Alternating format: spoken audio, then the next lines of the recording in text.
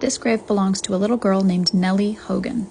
Nelly was born in May 1873 and died June 20th, 1874, at the age of 13 months.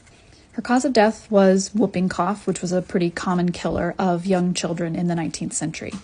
Nelly's parents were Daniel and Alice Hogan. Including Nelly, in total they had 12 children. Nelly was the only one to not survive childhood. The other children were Josie, Jenny, Alice, John, Minnie, James, George, Etta, Frank, Herbert, Daniel, and William. About 3 years after Nelly's death, Daniel and Alice moved their family to Minnesota. They lived out their entire lives there. Daniel died in 1910 in his 70s, and Alice died in 1923 in her 80s. Nelly's sister, Jenny, died at age 45 of rheumatism and associated complications.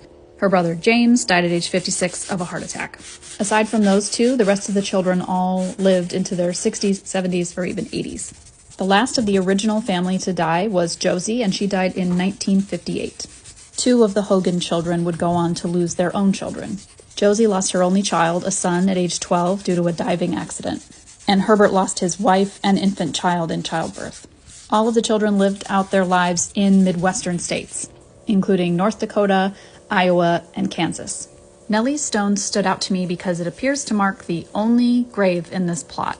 The way plots were sold in this cemetery, her family would have had to buy an entire plot to bury her in a space. But since they went out to the Midwest, there was no one else to be buried there.